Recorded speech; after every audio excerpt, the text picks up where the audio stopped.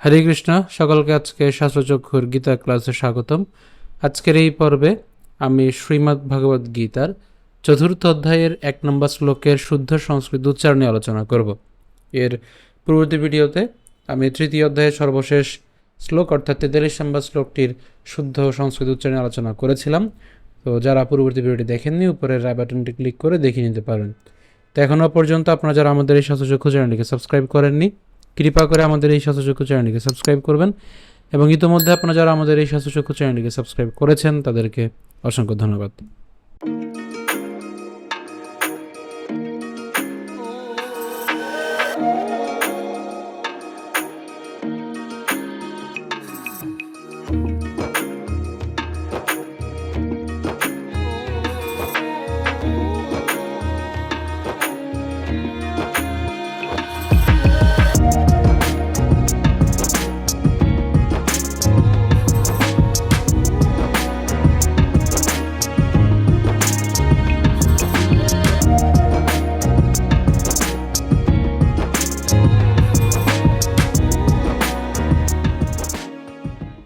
শ্রীমদ্ ভগবদ্ গীতা ৪র্থ অধ্যায় জ্ঞান যোগ।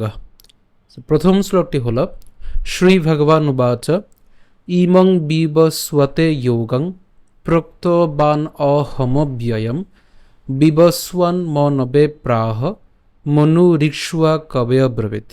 একদমই সহজ শ্লোকটি, একটু প্রথম থেকে আমরা খেয়াল করি উচ্চারণটা কেমন হবে।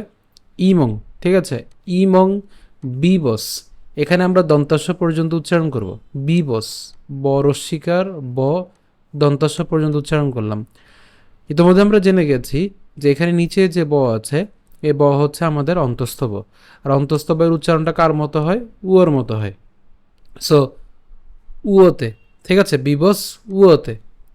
যোগং প্রক্ত বান, আমরা এখানে বান পর্যন্ত উচ্চারণ করলাম। তাহলে এখন এখানে একটা স্বরেয় আছে, এই স্বরের সাথে পরবর্তী হ উচ্চারণ করব। তাহলে বান অহম অহম ব্যয়ম অহম ব্যয়ম, ঠিক আছে। তো আমরা এখানে অহমব পর্যন্ত উচ্চারণ করতে পারি, অহমব, এবং জফলার থাকার কারণে আমরা জানি জফলাটা কার মতো উচ্চারণ হয়? ইয়র মতো হয়। তাহলে ইয়ম। তাহলে আমরা যদি প্রথমে আবার যদি প্রথম থেকে বলি ইমং বিবস্বতে যোগং প্রক্তবান অহমব্যয়ম। আমি আবার বলছি ইমং বিবস্বতে যোগং প্রক্তবান অহমব্যয়ম বিবস্ওয়ান, ওই একই রকম আগের মতো বিবস পর্যন্ত উচ্চারণ করব।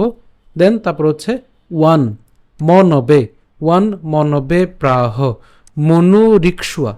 এখানে একটু খেয়াল করি রিক্সুয়া, কেন রিক্সুয়া?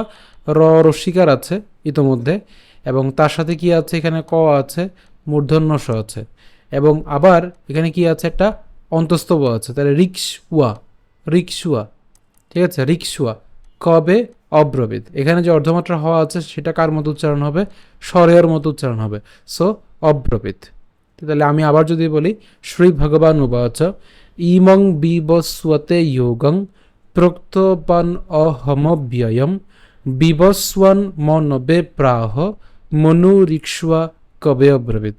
এটি বারবার যখন আপনারা উচ্চারণটা বারবার করবেন তত আপনাদের উচ্চারণ ক্লিয়ার হবে, ঠিক আছে।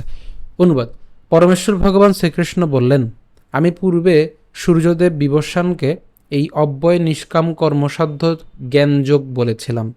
সূর্য তা মানবজাতির জনক মনুকে বলেছিলেন, এবং মনু তা ইক্ষ্বাকুকে বলেছিলেন। তা আপনাদের সুবিধার জন্য আমি শ্লোকটি একটু ভেঙে দিয়েছি, একটু প্রথম থেকে খেয়াল করুন আরেকবার। উচ্চারণটা কেমন হবে? ইমং বিবস, ইমং বিবস উয়তে যোগং প্রক্তবান অহমব্যয়ম, ঠিক আছে।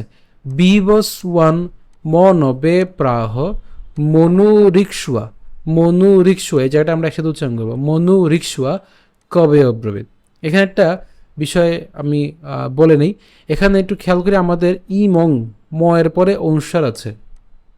যদি আমাদের এই যে লাইন, এটা প্রথম লাইন, এটা দ্বিতীয় লাইন শ্লোকের, লাইনের ভেতরে যদি অনুস্বার থাকে তখন সেই অনুস্বারটা অনুস্বারের মতো উচ্চারিত হবে। কিন্তু যদি সব একদম লাইনের শেষে যদি থাকে, ধরেন এখানে আমাদের ব্যয়ং আছে, সো তখন এই জায়গায় আমরা এটাকে উচ্চারণ করব কেমন? ব্যয়ম, এটা যাতে মনে থাকে, ঠিক আছে? কনফিউশন অনেকে থাকে, অনেকে প্রশ্ন করেন আমাকে। সো আমি এটা আগেভাগে বলে দিলাম যে এখানে আমাদের যদি শব্দের একটা লাইনের ভেতরে যদি অনুস্বার থাকে তখন সেটা আমাদের অনুস্বারটা অনুস্বারের মধ্যে উচ্চারিত হবে, কিন্তু একদম লাইনের সর্বশেষ শব্দের মধ্যে অর্থাৎ লাইনের শেষে যদি অনুস্বার থাকে তখন সেক্ষেত্রে তার উচ্চারণটা হসন্তের মতো উচ্চারণ হবে, ঠিক আছে? সো আমি 1 নম্বরটা আরেকবার বলছি। শ্রী ভগবান উবাচ ইমং বিবস্বতে যোগং প্রক্তবান অহমব্যয়ম বিবস্বান মনবে প্রাহ মনুরিক্ষ্বা কবে অব্রবীত। তো শুরু করে পাঠ করলে কেমন হবে? শ্রী ভগবানুবাচ ইমং বিবস্বতে যোগং প্রক্তবান অহমব্যয়ম বিবস্বান মনবে প্রাহ মনুরিক্ষ্বা কবে অব্রবীত। আমি আবার বলছি, শ্রী ভগবানুবাচ ইমং বিবস্বতে যোগং প্রক্তবান অহমব্যয়ম বিবস্বান মনবে প্রাহ মনুরিক্ষ্বা কবে অব্রবীত।